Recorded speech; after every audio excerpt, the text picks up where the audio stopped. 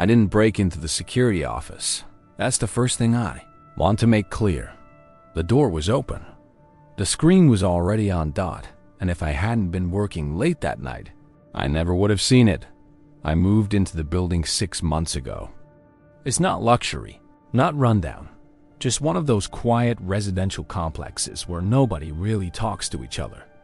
3 floors, underground parking, small lobby with 2 elevators and a camera mounted above the mailboxes. The kind of place that feels forgettable. Until it isn't. That night, I got home around 9:40 p.m. Rain was coming down hard. The kind that makes the pavement shine like black glass. I shook the water from my jacket and stepped inside. The lobby lights flickered once. I didn't think much of it. They always flicker when there's a storm dot as I crossed toward the elevators. I noticed something strange. The small monitor behind the front desk, the one that usually loops live camera feeds, wasn't cycling dot. It was frozen. The timestamp in the corner read 2:17 am. Checked my phone. 9:41 p.m. I found the date on the monitor read tomorrow's date. Exactly 1 day ahead. I stepped closer. The footage wasn't frozen. It was moving. The lobby was empty. Rain streaked the glass doors, but lighter, like the storm had already passed. And then I saw it. The elevator doors opened.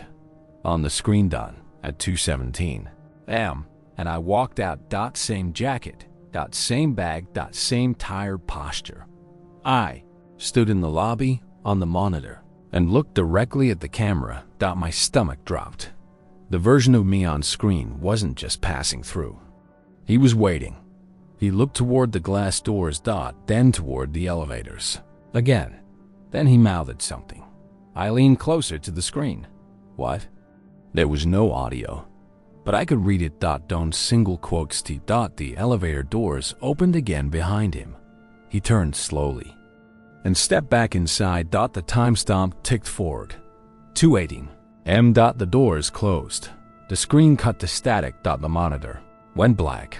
I stood alone in the real lobby. My reflection staring back at me from the blank screen. My phone buzzed in my hand.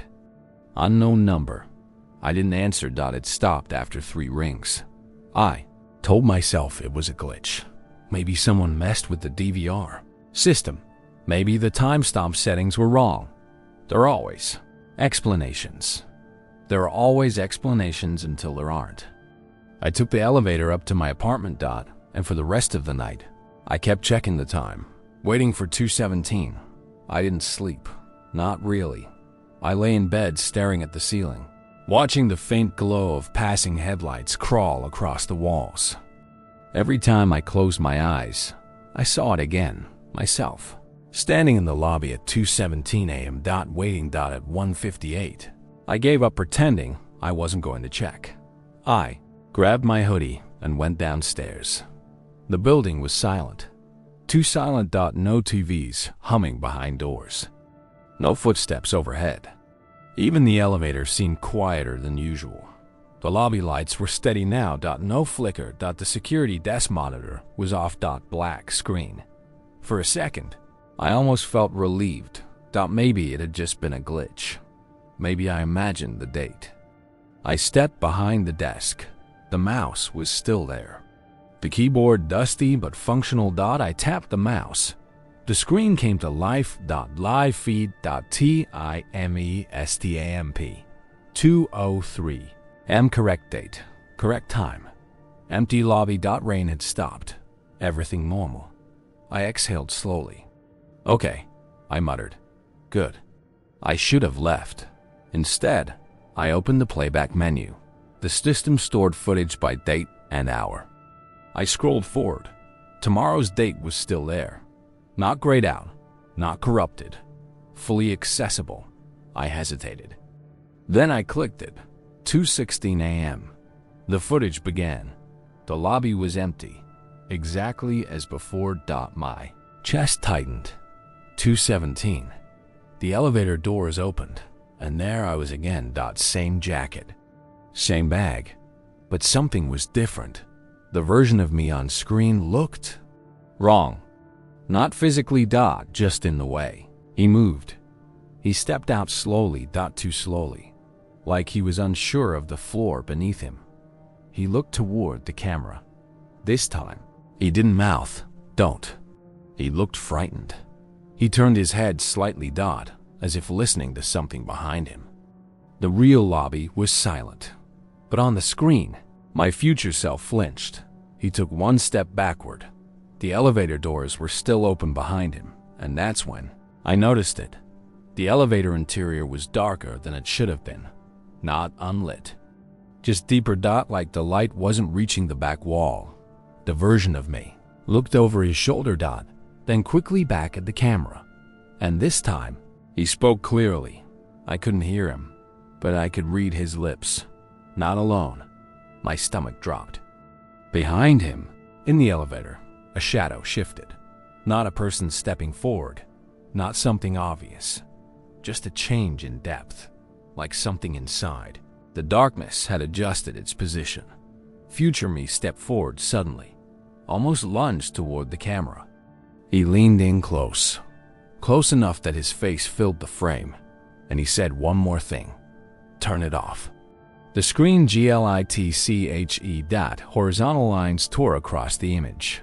The timestamp flickered. 02:18. The elevator doors slammed shut, but he wasn't inside. He was still standing in the lobby. Alone. The feed cut to static. I stared at the frozen snow pattern on the screen. Slowly, I turned around. The real lobby was empty. The elevator doors were closed. The hallway lights steady. My reflection in the glass doors looked pale. Then my phone buzzed again. Unknown number. This time, I answered. Silence. Then dash my voice. Soft. Distorted. Double quotes. "Don't stay in the lobby." The line went dead. The elevator dinged. I froze. The timestamp on the monitor ticked forward. 2:17 a.m. The elevator doors in the real lobby began to open. The elevator doors in the real lobby slid open slowly. Too slowly. I didn't move. The lobby lights hummed softly above me. The rain had stopped completely now. Outside, the street was empty. No cars. No pedestrians. The timestamp on the monitor still read 2:17 a.m. But on my phone, 2:18. Looked back at the elevator. The interior light was on. Normal brightness. No shadow. No distortion. Just an empty cabin. Waiting. My pulse was loud in my ears. "Don't stay in the lobby." That's what the voice had said. My voice, but distorted. Flattened, like it had traveled through something before reaching me. I stepped toward the elevator cautiously. The doors didn't react. No closing. No flicker. I leaned slightly and looked inside. Empty. No one. I stepped in. The doors closed immediately behind me. Too fast. The fluorescent lights inside felt colder than usual. I pressed 3. My floor. The button lit up. The elevator began to rise. 1, 2, and then it stopped. Between floors. The lights didn't go out. They just dimmed. A low hum vibrated through the walls. I swallowed. "Okay," I whispered. "It's fine." The speaker above me crackled softly.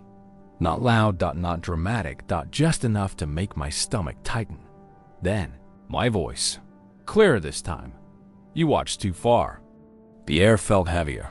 I looked up at the security camera dome mounted in the corner of the elevator ceiling. I'd never paid attention to it before.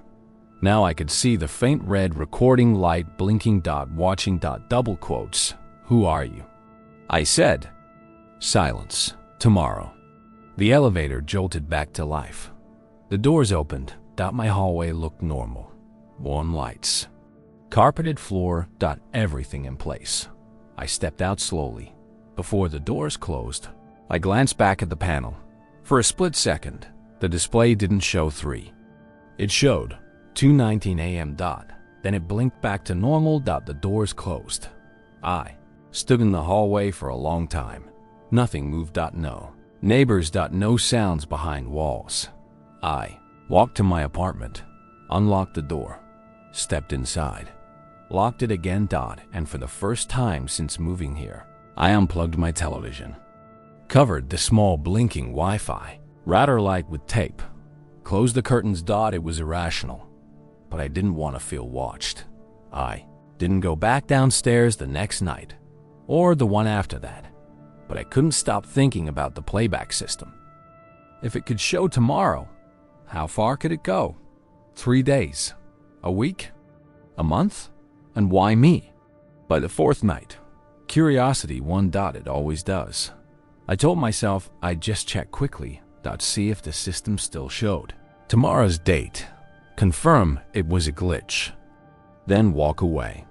I went down at 11:30 p.m. Early, before midnight. The lobby was active for once. A couple arguing quietly near the mailboxes. An older man waiting for a pod ride. Normal life. The security monitor was looping live feeds again. Timestamp accurate. Nothing unusual. Relief washed over me. Maybe it had corrected itself. Maybe storms mess with wiring. Maybe the screen flickered just once. So fast no one else noticed. But I did. The timestamp jumped. From 11:32 p.m. to 2:21 m. Then back again. My heart skipped. The couple didn't react. The older man didn't look up. It was like the glitch was only visible to me. I walked behind the desk again. This time, I felt eyes on me. But when I glanced up, no one was paying attention. I opened playback, scrolled forward. Tomorrow's date was still there. And the next day. And the next. 3 days into the future. Accessible. I clicked the furthest one. 3 days ahead. 2:21 m. The footage loaded. The lobby was darker. The lights dimmer. No rain outside. No cars passing.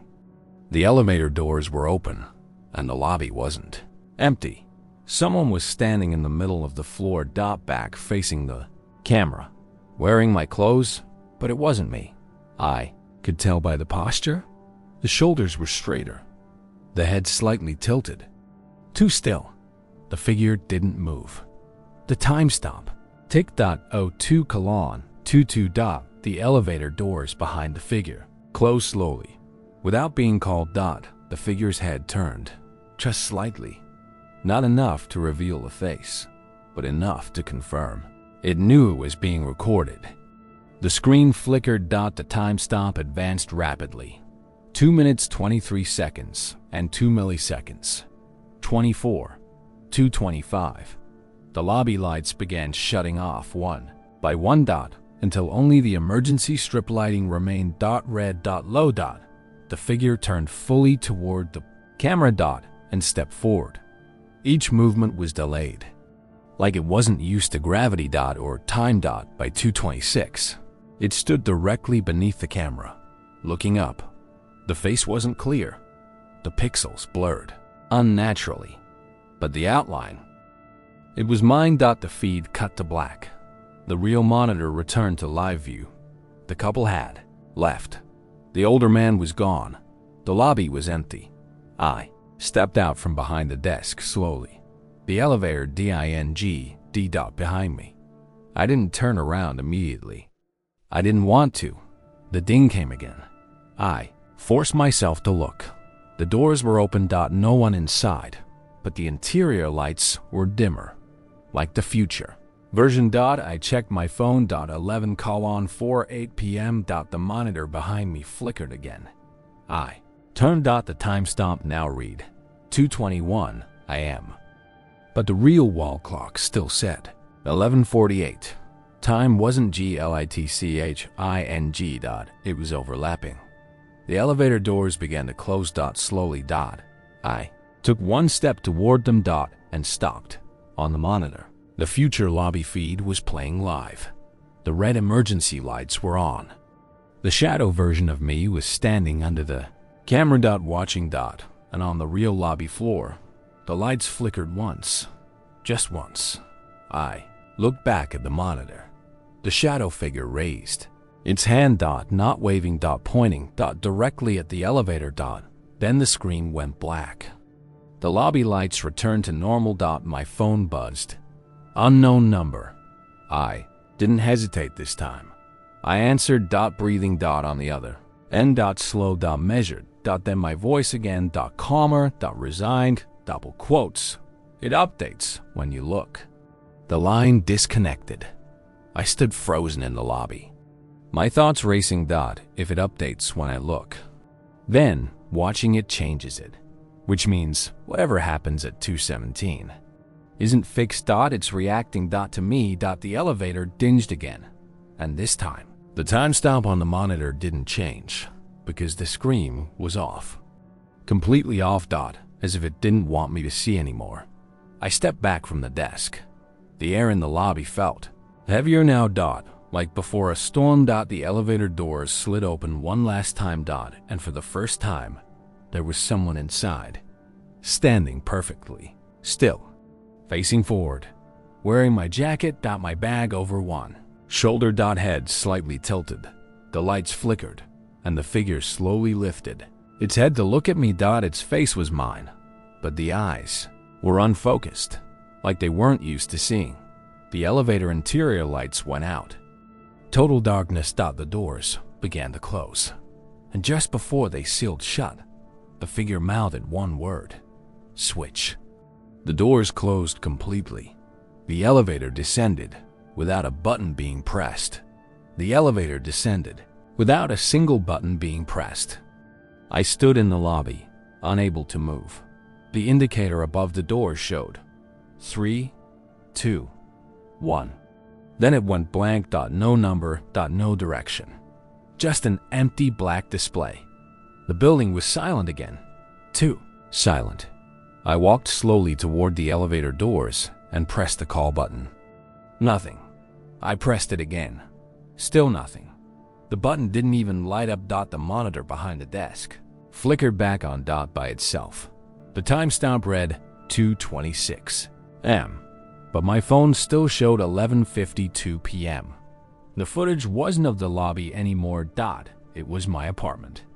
My living room. From an angle that didn't exist. High up in the corner of the ceiling. Watching. I stepped closer to the screen.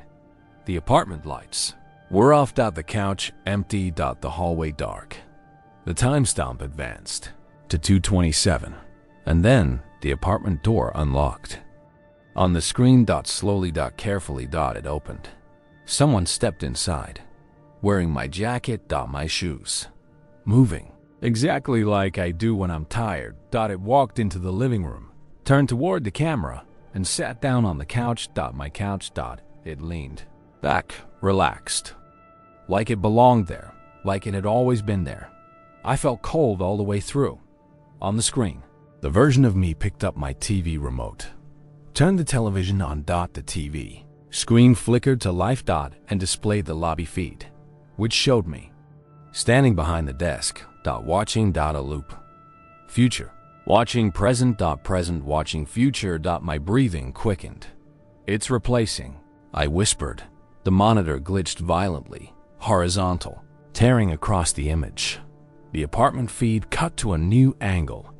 Now the camera was positioned in my bedroom, facing the bed. The door opened again. The version of me stepped inside, sat on the edge of the mattress, looked directly into the camera, and spoke. There was still no audio, but I could read his lips. You stayed too long. The monitor went black. The elevator dinged. I turned slowly. The doors were open again. The interior lights were normal. Bright. Almost inviting. I hesitated, then stepped inside. The doors closed. Immediately, the air felt wrong, heavier than before. The ceiling camera's red light was blinking steadily. Watching. I pressed 3. Nothing happened. The button didn't light up. Instead, the panel display changed on its own. 2:28 m. The elevator began moving upward, but it didn't feel like a normal ascent. There was no vibration. No mechanical hum, just a smooth, silent glide. As if the building itself were lifting me. The display shifted. 2 minutes 29 seconds and 2 milliseconds. 30. Time was moving forward. Not floors. The lights flickered once. The speaker crackled. Then my voice. Clear. Steady. You have to switch back. My chest tightened. Switch with what? Silence. The elevator stopped. The doors opened. But it wasn't my hallway. It was my apartment. Exactly as it appeared on the monitor. Lights off. TV glowing faintly in the living room. The couch slightly indente. As if someone had just stood up. I stepped out slowly. The elevator doors remained open behind me. The apartment door to the hallway was closed. Locked. From the inside. Which meant this wasn't my apartment. Not exactly. It was the version from the feed. The TV flickered. The screen displayed the lobby. I was still standing there, watching the monitor. Frozen. The timestamp in that feed read 11:53 p.m. The present. Which meant I wasn't in the present anymore. I was in the overlap. I walked slowly toward the couch. The air felt denser, like the room wasn't ventilated. The TV screen shifted again. Now it showed my real apartment. Empty. Dark. Unoccupied. The timestamp read 2:31 a.m. Future. Then the image zoomed slightly. The bedroom door creaked open. The version of me stepped out, walked toward the front door, unlocked it, and left. The apartment went dark. The feed cut. I felt it then. The realization. The figure in the elevator earlier. That wasn't just a future version. It was the replacement. When the timestamp catches up, the version on the screen becomes the one inside, and the one inside becomes the recording. My phone buzzed. Again. Unknown number. I answered without hesitation. This time, the voice wasn't distorted. It was me. Calm. Collected. You're running out of time. How long? Silence. Then, until 2:17. The call ended. The TV screen flickered. The timestamp. Advanced. 02:32. The elevator doors behind me began to close. Slowly. If they shut, I would be trapped in this version. In tomorrow. I ran. Forward. Just as the doors were nearly sealed, the metal brushed my shoulder. Pain flared. The elevator doors snapped shut behind me. And the room went dark. Total darkness. I couldn't see my hands. I couldn't hear the building.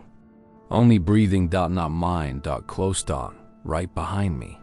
A whisper in my own voice. You look too far ahead. The lights snapped back on. I was standing in the lobby. Behind the desk. The monitor in front of me showed live feed. Timestamp. 11:54 p.m. Everything normal. The elevator doors closed. Silent. Still. I looked down at my phone. 11:54 p.m. Had I imagined it? No. Because on the monitor, in the reflection of the glass doors, there were two of me. One standing behind the desk. And one standing near the elevators. Watching. I didn't move. On the monitor, the reflection in the glass doors remained for only a second. Then it was gone. Only one of me stood in the lobby. Me. At least. I hope so. I checked my phone again. 11:55 p.m. 22 minutes until 2:17. Except that wasn't true. It had already been 2:17. More than once. The timeline wasn't linear anymore. It was layered. I slowly stepped out from behind the desk. The elevator remained closed. Silent. The building felt suspended, like it was waiting for a cue. I walked to the glass entrance doors and looked outside. The street was empty. No cars. No wind. No sound. The world felt paused. I turned back toward the lobby. The monitor flickered once. The timestamp jumped. 11:56 p.m. 11 minutes 57 seconds and 11 milliseconds 58. The seconds were skipping, not flowing. I walked back to the desk. The playback menu opened on its own. Tomorrow's date was gone. So was the next day. There was only one file now, labeled 2:17. No date. Just the time. My hand hovered over the mouse. My reflection in the black parts of the screen looked tired. Different.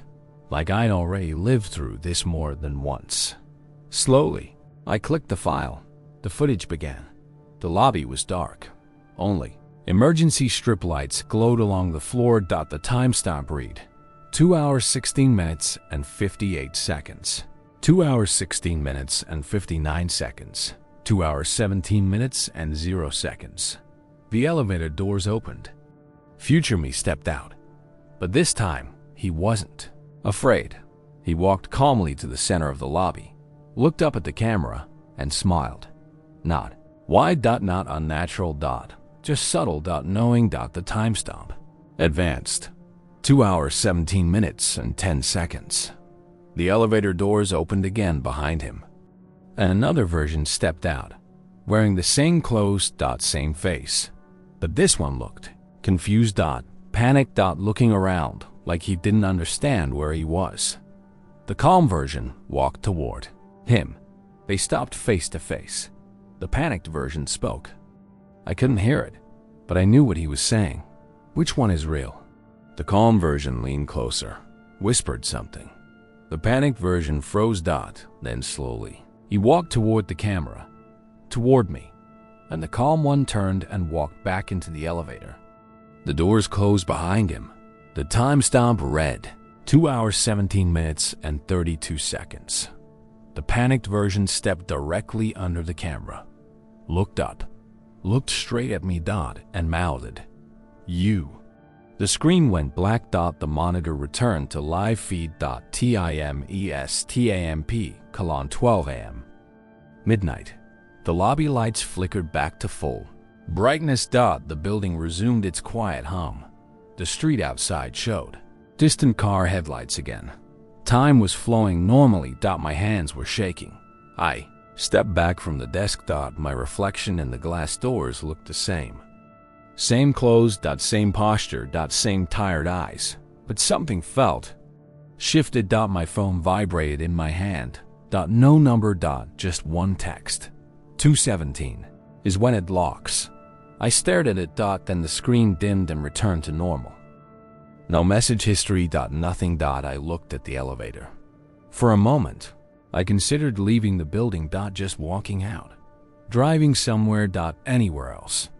But what if it wasn't the building? What if it was me? The monitor flickered one last time. Just a split second. Long enough for me to see the timestamp change. 2 hours 16 minutes and 58 seconds. I froze. The clock on the wall still read 12:01 am, but the monitor was counting down. 2 hours 16 minutes and 59 seconds. The elevator dinged. 2 hours 17 minutes and 0 seconds.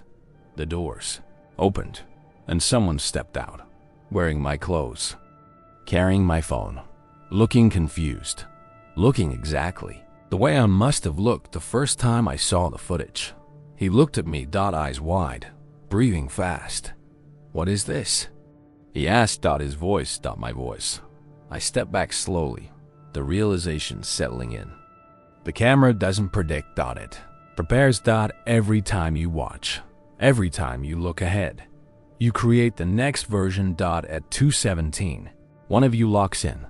The other becomes tomorrow. The new file, waiting to be watched.